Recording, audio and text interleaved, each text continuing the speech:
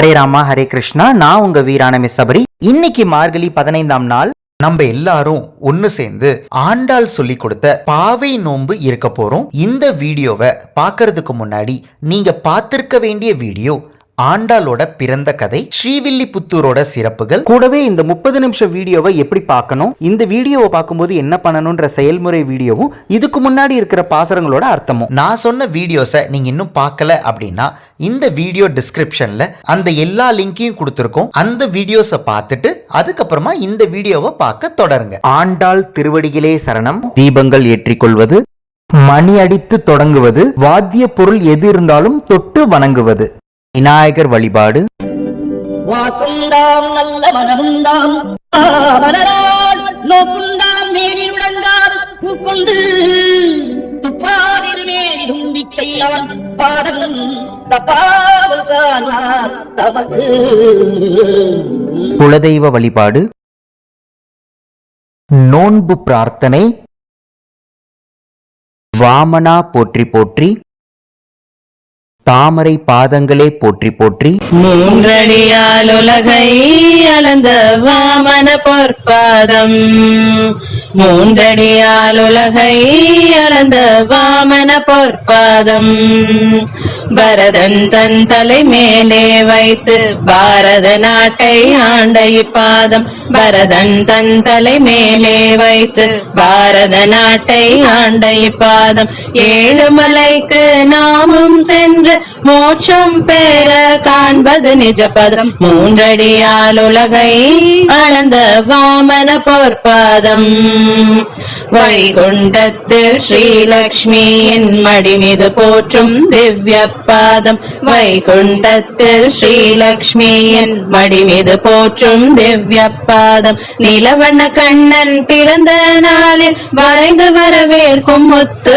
பாதம், மூன்றடியால் உலகை அளந்த வாமன பொற்பாதம், கலியுகத்தில் நமது தலைமேல் விஷ்ணு ரூபனின் புண்ணிய பாதம், கலியுகத்தில் நமது தலைமேல் விஷ்ணு ரூபனின் புண்ணிய பாதம், வெங்கடநாதனை என்றும் நினைத்து பெறுவோம் அவனது ஆசீர்வாதம், மூன்றடியால் உலகை அளந்த வாமன பொற்பாதம், அளந்த வாமன பொற்பாதம், அளந்த வாமன பொற்பாதம். பல பல நாமங்கள் வழிபாடு. ஹரே கிருஷ்ண கிருஷ்ண கிருஷ்ண ஹரே ஹரே, ஹரே ராம ராம ராம ஹரே ஹரே. महर्षि कपिलाचार्यः कृतज्ञो मेदिनीपतिः, त्रिपदस्त्रिदशाध्यक्षो महाशृङ्गः कृतान्तकृत, महावराहो गोविन्दः सुषेणः कनकाङ्गदी, गुह्यो गभीरो गहनो गुप्तश्चक्रगदाधरः, वेधास्वाङ्गोजितः कृष्णो दृढः सङ्कर्षणोच्युतः, वरुणो वारुणो वृक्षः पुष्कराक्षो महामनाः, भगवान् भगहानन्दी वनमाली हलायुधः, आदित्यो ज्योतिरादित्यः सहिष्णुर्गतिसत्तमः. ஸ்ரீராம ராம ராமேதி ரமே ராமே மனோரமே, சஹஸ்ரநாம தத்துல்யம் ராம நாம வரானனே. இப்போ நம்ம திருப்பாவை பாசுரங்கள்ல 15வது பாசுரத்துல இருக்கோம். இது வரைக்கும் 14 பாசுரம் பார்த்துருக்கோம். அதில் 6வதுலேருந்து 14வது பாசுரம் என்னன்னு உங்கள் எல்லாருக்குமே தெரியும். அது என்ன அப்படின்னா, ஆண்டாள் ஒவ்வொரு வீடாக போய் ஒரு பெண்ணை எழுப்பிட்டு இருக்கா, அதாவது ஒரு வகையான பெண்ணை எழுப்பிட்டு இருக்கா அப்படின்றது நம்ம எல்லாருக்குமே தெரியும். இவங்க எல்லாரும் சேர்ந்து இப்போது அடுத்து இந்த 15வது பாசுரம் இந்த ஒரு பொண்ணு இந்த வகை பெண்ணையும் எழுப்பினதுக்கப்புறமா எல்லாரும் சேர்ந்து அவங்க எல்லாமே கலம்புகார், அதாவது பாவை கலம்புகார் அந்த இடத்துக்கு போகிறாங்க. பாவை களம் அப்படின்ற இடத்துக்கு இவங்க எல்லாரும் சேர்ந்து போகிறாங்க அப்படின்றதெல்லாம் முன்னாடி பாசுரத்தில் பார்த்தோம். இப்போ அந்த 15வது பாசுரம், முதல்ல அந்த பாசுரம் என்னன்னு பார்த்துடலாம், அதுக்கப்புறமா அதோட அர்த்தத்தை பார்க்கலாம். எல்லே இளம் கிளியே இன்னும் உறங்குதியோ, சில்லென்று அலையேன் மின் நங்கை மீர் போதர்கின்றேன், வல்லை உன் கட்டுரைகள் பண்டே உன் வாய் அரிதும், வல்லீர்கள் நீங்களே நானேதான் ஆயிடுக, ஒல்லை நீ போதாய் உனக்கென்ன வேறுடைய, எல்லோரும் போந்தாரோ போந்தார் போந்து எண்ணிக்கொள், வல்லானை கொன்றானை மாற்றாரை மாற்றளிக்க வல்லானை மாயனை பாடேலூர் எம்பாவாய் அப்படின்ற ஒரு பாசுரம்ங்க. ரொம்ப வித்தியாசமான பாசுரம். ஏன்னா பார்த்தீங்கன்னா நம்ம 6லிருந்து 14 வரைக்கும் இந்த மாதிரியான பாசுரம் ஒவ்வொரு பெண்ணாக எழுப்புற பாசுரத்தை பார்த்துட்ருக்கோம்.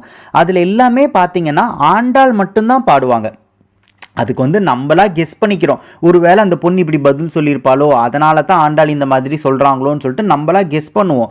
ஆனால் ஆண்டாள் மட்டும்தான் பாடிட்டு இருக்காங்க. 6வது பாசுரத்துலேருந்து 14 பாசுரம் வரைக்கும் ஒவ்வொரு பெண் வீட்டுக்கு வெளியிலே போய் நின்றுக்கிட்டு ஆண்டாள் அந்த பொண்ணு எழுப்புறாங்க. ஸோ அந்த பொண்ணு இப்படி தான் பதில் சொல்லியிருப்பா அப்படின்னு சொல்லிட்டு ஆண்டாள் அடுத்த லைன் சொல்கிறதா நம்மளாவே யூகிச்சுக்கிட்டே இருந்தோம் இல்லையா. ஆனால் இந்த 15வது பாசுரம் எப்படிப்பட்ட பாசுரம் அப்படின்னா, ஆண்டாள் கூட இருக்கிற பெண்களும் உள்ளே இருக்கிற அந்த பொண்ணு, தூங்கிட்டு இருக்கிற அந்த பொண்ணு, இவங்களுக்குள்ள ஒரு உரையாடல் நடக்குது. அந்த உரையாடல் ரொம்ப ரொம்ப இன்ட்ரெஸ்டிங்கா இருக்கும். அந்த உரையாடல் தான் இந்த பாசுரம். முதல்ல அந்த பாசுரத்தை ஒவ்வொரு லைனா பார்க்கலாம். எல்லே இளம் கிளியே இன்னும் உறங்குதியோ அப்படின்றாங்க. அதாவது என்னன்னா, அந்த எல்லே அப்படின்றது அந்த வட்டார மொழி அப்படின்னு சொல்லுவாங்க. இந்த தமிழ்லேயே ஒவ்வொரு ஊரில் ஒவ்வொரு மொழி பேசுவாங்க இல்லையா. இப்போ மதுரை மொழி, சென்னை மொழி அப்படிலாம் இருக்கு இல்லையா. சென்னை தமிழ், மதுரை தமிழ் அப்படின்னா திருநெல்வேலி சைடில் பார்த்தீங்கன்னா ஏலே ஏலே அப்படின்னு இப்போல்லாம் சொல்லுவாங்க இல்லையா.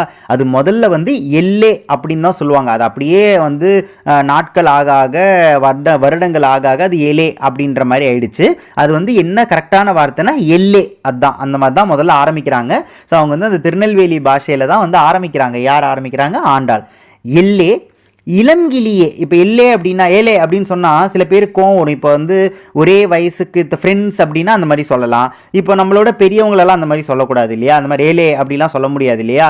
ஆனால் இங்கே ஆண்டாள் அந்த எல்லே அப்படின்னு சொல்லிட்டு, இருந்தாலும் நம்ம எல்லே அப்படின்னு அப்படின்னு சொல்கிறோம்ல, அது இருந்தாலும் நம்ம அந்த மாதிரி சொல்லக்கூடாது. எந்த பொண்ணாக இருந்தாலும் நம்ம வயசில் இருந்த பொண்ணாக கூட அப்படி நம்ம சொல்லக்கூடாது அப்படின்ற அந்த பணிவோட ஆண்டாள் என்ன சொல்கிறாங்கன்னா, இளங்கிளியே. நம்ம போன பாசுரத்திலேயே ஒரு விஷயத்தை பார்த்தோம்.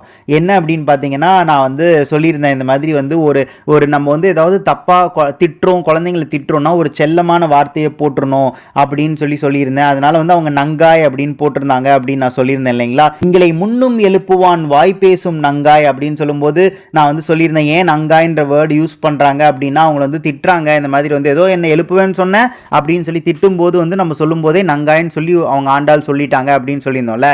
அதே மாதிரி தான் இங்கே என்ன பண்ணுறாங்கன்னா, எல்லே அப்படின்னு சொல்லிட்டு அப்படியே இருக்கக்கூடாதுன்றதுக்காக இளங்கிளியே அப்படின்னு அவங்கள பாராட்டுற மாதிரி, அவங்க அழகை வர்ணிக்கிற மாதிரி ஒரு வார்த்தையை சொல்லிடுறாங்க. சொல்லிட்டு என்ன சொல்றாங்கன்னா, இன்னும் உறங்குதியோ, இன்னுமா தூங்கிட்டு இருக்கிற அப்படின்ற ஒரு வார்த்தையை ஆண்டாள் சொல்றாங்க. உடனே உள்ள இருந்து பதில் வருது. இதுதான் முதல் தடவை உள்ள இருந்து பதில் வர்றது. இது வரைக்கும் வரல. உள்ள இருந்து என்ன பதில் வருதுன்னா, சில் என்று அலையேன் மின் அப்படின்றாங்க. அப்படின்னா என்னன்னா, சும்மா அந்த வல்லு வல்லுன்னு கோவப்படாத அப்படின்னு சொல்லுவோம் இல்லையா. அந்த மாதிரி இவங்க என்ன சொல்றாங்கன்னா, சில் என்று அலையேன் மின், சும்மா இந்த சில்லுன்னா என்னை கூப்பிட்டு இருக்காத, சும்மா ஏதாவது ஒன்று நச்சு நச்சுன்னு சொல்லி என்னை கூப்பிடாத அப்படின்னு சொல்லி உள்ள இருக்கிற பொண்ணு சொல்றா. அப்படின்னா என்ன அர்த்தம்னா, அந்த பொண்ணு எந்திரிச்சிட்டான்னு அர்த்தம். அதனால தான் பதில் வருது இல்லையா. அப்படி சொல்லிட்டு உடனே அந்த பொண்ணுக்கு பணிவு பாருங்க. அந்த பொண்ணுக்கு தோணுது, ஐயோ என்ன நம்மளை எழுப்புறதுக்காக இந்த ஆண்டாலும் அவங்க நண்பர்கள் அந்த தோழிகர்லாம் எழுப்புறாங்க. அப்படி இருக்கும்போது அவங்க கிட்ட போய் நம்ம சில்லுன்னு உழுவுறோமே, அப்படி சொல்லக்கூடாதுன்னு சொல்லிட்டு சில் என்று அலையேன் மின் அப்படின்னு சொல்லிட்டு உடனே என்ன சொல்றாங்கன்னா, நங்கை மீர். அவங்களும் அதே மாதிரி சொல்றாங்க. அந்த நங்கைன்ற வேர்டு யூஸ் பண்ணும்போது என்ன ஆகுது அப்படின்னா, அதுவும் செல்லமா இருக்கு. அப்போ கோவப்படாத மாதிரி அவங்க பேசுறாங்க. அதாவது இரு ஏன் சும்மா ஏதாவது சில்லு சில்லுன்னு இருக்க அப்படின்ற ஒரு விஷயத்த சொல்லிட்டு, நங்கை மீர், உங்களுக்கு எல்லாம் தெரியும்ல, நீ தான் டேலண்டடான லேடி இல்ல, பூர்ணமானவள் தானே, நீங்க ஏன் இப்படி என்ன சில்லு சில்லுன்னு விழுகிறீங்க அப்படின்ற மாதிரி அந்த பொண்ணு சொல்றாங்க. சொல்லிட்டு அந்த உள்ள இருக்கிற பொண்ணு என்ன சொல்றான்னா, போதர்கின்றேன் அப்படின்றாங்க. அப்படின்னா என்ன அர்த்தம்னா, இதா வந்துட்டேன், இதா இப்போ பாரு நான் வந்துட்டேன் பாரு, முன்னாடி வந்துட்டேன், இதா வரப்போறேன் சொல்லுவாங்க இல்லையா. சில பேர் நான் குளிச்சுட்டேன், தலை சீவிட்டு இருக்கேன் அப்படின்னு சொல்லிட்டு எல்லாமே வந்துட்டேன் மகளா, அந்த மாதிரி சொல்றாங்க. போதர்கின்றேன், வந்துகிட்டே இருக்கேன் அப்படின்றாங்க. அதுக்கு தான் அந்த வெளியில் இருக்கிற ஆண்டாலும் மற்றவங்களும் என்ன சொல்றாங்கன்னா, வல்லை உன் கட்டுரைகள் பண்டே உன் வாயறிதும். அப்படின்னா என்னன்னா, நீ பயங்கரமான டேலண்டான பொண்ணு தான், நீயும் உன் கதையும் உன் வாயும் அப்படின்னு சொல்லுவல, அந்த மாதிரி வல்லை உன் கட்டுரைகள், நீ கட்டுற கதையெல்லாம் புரியுது எங்களுக்கு. ஏன்னா இப்போதான் ஆண்டாளுக்கு கோவம் வருது. என்ன கோவம் வருதுன்னா, அப்போ நீ எந்திரிச்சுக்கிட்டு தான் இருக்கிறியா, எந்திரிச்சுக்கிட்டே இன்னும் வெளியில் வராமல் இருக்கிறியா, உள்ளே உட்காந்துட்டு இருக்கிறியா, அந்த கான்வர்சேஷன் போயிட்டு இருக்கு. அப்போ நீ ரெடி தானே, வரலாம்ல. பாரு, வராமல் இருக்கிறதுக்கு என்னென்ன கதை சொல்லணுமோ அதெல்லாம் சொல்கிற, உன் வாயை வச்சு என்னென்னலாம் பேசணுமோ எல்லாத்தையும் பேசுகிற. பண்டே உன் வாய் அறிதும், உன் வாயை பற்றி எங்களுக்கு நல்லா தெரியும், உன்னோட கதைகளை பற்றி எங்களுக்கு நல்லா தெரியும் அப்படின்னு சொன்ன உடனே இப்போ வந்து அந்த உள்ள இருக்கிற பொண்ணு சொல்கிறா, வள்ளீர்கள் நீங்களே அப்படின்றா. வள்ளீர்கள் நீங்களே அப்படின்னா, நான்லாம் ஒன்றும் கதை கட்டுறவன் இல்லை, நான் ஒன்றும் அப்படிலாம் ஒன்றும் டேலண்ட் இல்லை, நீங்கள் தான் டேலண்டட், நீங்கள் தான் இந்த மாதிரி வித்தியாசத்தெல்லாம் பண்ணுவீங்க அப்படின்னு சொல்லிட்டு அவங்க உள்ளே இருக்கிற பொண்ணு சொல்கிறா. நீங்கள் தான் இந்த மாதிரிலாம் பண்ணுவீங்க, நீங்கள் தான் வந்து ரொம்ப எல்லாத்துலேயும் பெரிய டேலண்டட்னா நீங்கள் தான், நான் ஒன்றும் கிடையாது அப்படின்னு அந்த பொண்ணு சொல்கிறா.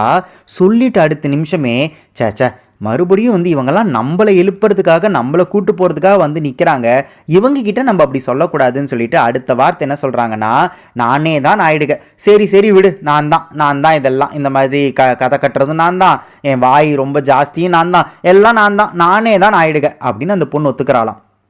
அந்த பொண்ணு உள்ளே இருக்கிற பொண்ணு ஒத்துக்கும் போது எப்படி வந்து ஆன்மீக பேச்சாளர்கள் கனெக்ட் பண்ணுறாங்க அப்படின்னு பார்த்தீங்கன்னா, நானே தான் ஆயிடுக அப்படின்ற சொல்கிற அந்த ஒரு வார்த்தை எங்கேயோ உசந்து போயிடுச்சான். அப்படியே அந்த பொண்ணு வந்து அப்படியே மேலே போயிட்டாலாம். எல்லாரோட மனசுலையும் இப்படிப்பட்ட ஒரு பொண்ணா உடனே ஒத்துக்கிறா பாரு, இல்லை நம்ம செஞ்சது தப்பு, நம்ம அந்த வார்த்தையை சொல்லக்கூடாதுன்னு சொல்லிட்டு நானே தான் ஆயிடுக, நானாவே இருந்துட்டு போகிறேன் அப்படின்னு சொல்கிறாங்கல்ல.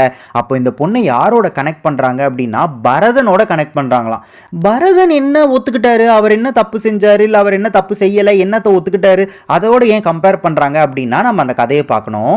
பரதன் என்ன ஆறாரு அப்படின்னு பார்த்தீங்கன்னா, பரதனும் சத்ருக்கனும் ஊரில் இல்லை.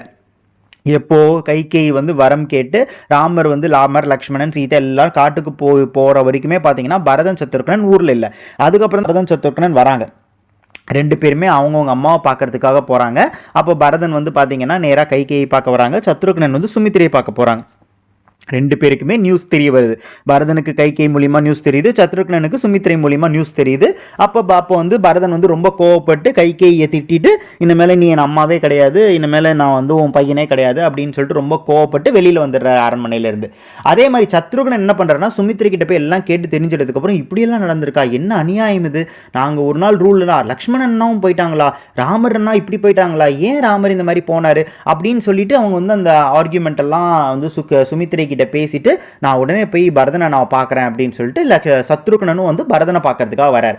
சத்ருகனன் பரதனை பார்க்க வந்த உடனே பரதன் கிட்ட, அண்ணா என்னன்னா நான் இப்படிலாம் கேள்விப்பட்டேன், வந்து எனக்கு ஒன்றுமே புரியல, ரொம்ப கஷ்டமாக இருக்குது, நான் போய் முதல்ல அந்த கூனியை கூட்டிகிட்டு வரேன், எல்லாத்துக்கும் காரணம் அந்த கூனி தான் அப்படின்னு சத்ருக்னன் சொன்னாராம். சொன்னோடனே பரதன் சொன்னாராம், இல்லை சத்ருக்னா, எல்லாத்துக்கும் காரணம் கூனின்னு சொல்ல முடியாது, கூனியை விட இன்னொரு ஆள் இருக்கார், அவர் தான் எல்லாத்துக்கும் காரணம் அப்படின்னு சொன்னாங்களாம். உடனே சத்ருக்னன் யோசிச்சு, ஆமாண்ணா எல்லாத்துக்கும் காரணம் இந்த கைகேயி தான், கைகேயி ஏன் இப்படிலாம் பண்ணாங்க, அம்மா இந்த மாதிரி பண்ணியிருக்கவே கூடாது கைகேயி அம்மா, நான் போய் கைகேயி போய் நான் வந்து பேசிட்டு வரேன்னா, இல்லை சத்ருக்னா, கைகேயி விட இதுக்கு வந்து வேற ஒருத்தர் காரணம் இருக்காங்க அப்படின்னு சொன்னாங்களாம். உடனே சத்ருக்னன் யோசிச்சுட்டு, ஆமாண்ணா, அதான் சபையில் வந்து ராமர் தான் ஆட்சி பண்ணணும் அப்படின்னு ஆட்சி கொடுக்க போறேன், அவருக்கு தான் பட்டாபிஷேகம் சொல்லிட்டாருல அப்பா, அதுக்கப்புறம் எப்படி வந்து அம்மா கிட்ட இந்த வரத்தை இந்த மாதிரி மாற்றி கொடுத்து இந்த மாதிரி பண்ணலாம், ராமர் காட்டுக்கு போகிறதுக்கு எப்படி வந்து அப்பா சம்மதிக்கலாம், அதனால் அப்பா தான் எல்லாத்துக்கும் தப்பு செஞ்சிடறான், போய் அப்பாவை கேள்வி கேட்குறேன்னா, இல்லை சத்ருகனா, அப்பாவை விட வேற ஒருத்தர் இதுக்கெல்லாம் காரணம் இருக்காங்க அப்படின்னு சொன்னார்.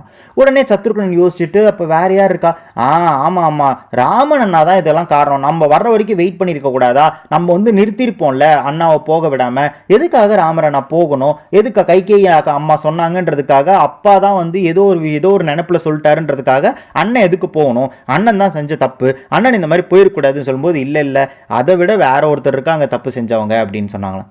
என்னடா இது, இன்னும் யார் இருக்கா, கூனி இல்லை, கைகேயும் இல்லை, தசரதனும் இல்லை, அதுக்கப்புறம் வந்து ராமர் இல்லைன்னா அப்போ யார் தானே அந்த தப்பு பண்ணது அப்படின்னா, நான் தான் சத்ருக்னா, நான் இருக்கேன் பார், என்னால் தான் இந்த பிரச்சனையே, நான் மட்டும் ஒருத்தன் இல்லை அப்படின்னா எங்கள் அம்மா வந்து என்ன ராஜாவாக்கணும்னு ஒரு வரத்தை கேட்டிருப்பாங்களா, கூனி சொல்லும்போது அதுக்கு ஒத்துக்கிட்டு இருந்திருப்பாங்களா, நானே இல்லை அப்படின்னா இந்த மாதிரி ஒரு வரத்தை கேட்டிருக்கவே மாட்டாங்க, அப்போ தசரதன் கொடுத்துருக்கவே மாட்டாங்க, ராமரை நான் போயிருக்கவே மாட்டாங்க இல்லையா, அப்போ எல்லாத்துக்கும் காரணம் யார் தெரியுமா சத்ருக்னா, நான் தான் அப்படின்னு பரதன் சொன்னாராம். அது ரொம்ப மேன்மையான விஷயம் இல்லையா? அந்த டோட்டலாக எல்லாத்துக்கும் காரணம் தன் மேலேயே போட்டுக்கிறது அப்படின்றது. அவரோட கம்பேர் பண்ணுறாங்களாம் ஆன்மீக பேச்சாளர்கள் இந்த பொண்ணு வந்து வள்ளீர்கள் நீங்களே அப்படின்னு ஒரு வார்த்தையை சொல்லிட்டு அடுத்த நிமிஷமே இல்லை நம்ம தப்பாக சொல்கிறோம், அந்த மாதிரி நம்ம சொல்லக்கூடாது இவங்க கிட்ட அப்படின்றத புரிஞ்சுக்கிட்டு நானே தான் ஆயிடுக அப்படின்னு சொல்கிறான் இல்லைங்களா? அது ரொம்ப பெரிய விஷயம். பரதன் அளவுக்கு இவ வந்து ஈக்குவல் அப்படின்ற மாதிரி அந்த பொண்ணை வந்து கம்பேர் பண்ணுறாங்க.